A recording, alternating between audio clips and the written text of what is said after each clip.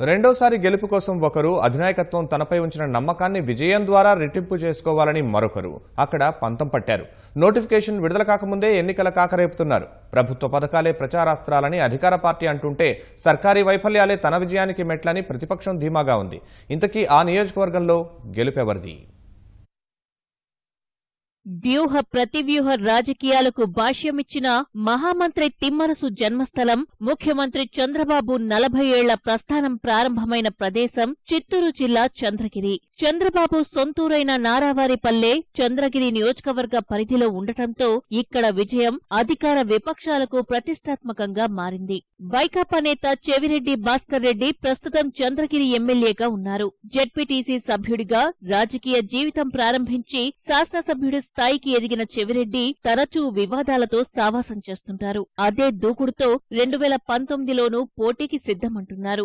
రెండోసారి విజయం కోసం సర్వశక్తులు ఒడ్డుతున్న చెవిరెడ్డి ప్రభుత్వ పథకాలను విమర్శించటం, నవరత్నాలే ప్రాతిపదికగా ప్రచారం కొనసాగిస్తున్నారు. ఇటీవలే ప్రభుత్వం నిర్వహించిన పసుపు కుంకుమ కార్యక్రమానికి పోటీగా మరో కార్యక్రమం నిర్వహించి ప్రజలను ఆకట్టుకునే ప్రయత్నం చేశారు. సొంత నిధులతో చేపట్టిన అభివృద్ధి పనులే తనను గెలిపిస్తాయంటున్నారు చెవిరెడ్డి.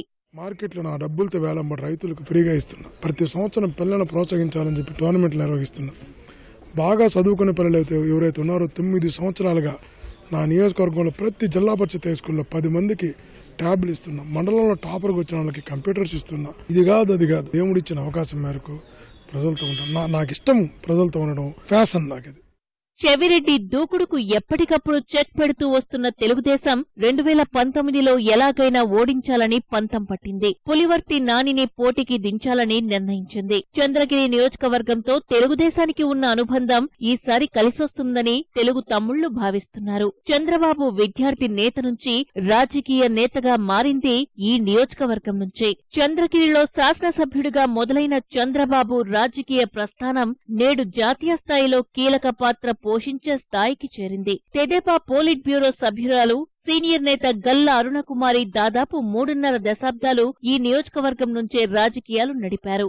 గత ఏడాది వరకు తెదేపా నియోజకవర్గ ఇన్ఛార్జ్ గాను ఉన్న అరుణకుమారి ఇటీవలే తప్పుకున్నారు. ఆ సమయంలో చంద్రగిరి నియోజకవర్గ పరిధిలోని పాకాల మండలానికి చెందిన తెదేపా జిల్లా అధ్యక్షుడు పులివర్తి నానికి పగ్గాలు అప్పగించారు. 5 ఏళ్లలో చేపట్టిన సంక్షేమ అభివృద్ధి కార్యక్రమాలే తెలుగుదేశానికి శ్రీరామరక్ష అంటున్నారు నాని. 4.5 సంవత్సరంలో ప్రతిపక్ష పార్టీ ఎమ్మెల్యే గారు జనాల మధ్య రాలా. చంద్రబాబు నాయుడు గారు పెట్టిన 136 పథకాలు అరుణకుమార్ గారు అక్క గారు కాన్స్టిట్యున్సీ డెవలప్మెంట్ చేయడం జరిగింది గతంలో. ఆ డెవలప్మెంట్ చేసిన యాక్టివిటీస్ కానీ మాకు అది చాలు, శ్రీరామ రక్ష. దీనికంటే కూడా మా కార్యకర్తలు, మా నాయకులు మాకు బలంగా ఉన్నారు. మాకొచ్చి మా నాయకులంతా అమ్ముడుపోయే రకం కాదు. పార్టీ అంటే ప్రాణం ఇచ్చే నాయకులు. ఆ నాయకులతో మేము కలిసి పోరాడుతున్నాం కాబట్టి మాకు ఇది లేదు. చంద్రగిరిలో తెదేపా, వైకాపాలు పోటాపోటీ ప్రచారాన్ని కొనసాగిస్తుంటే కాంగ్రెస్, జనసేనల ప్రభావం కానరావటం లేదు. గల్లా అరుణకుమారి కాంగ్రెస్ నుంచి తెదేపాలో చేరటంతో ఆ పార్టీ పూర్తిగా నిర్వీర్యమవక జనసేన అభ్యర్థిత్వంపై స్పష్టత కొరవడింది.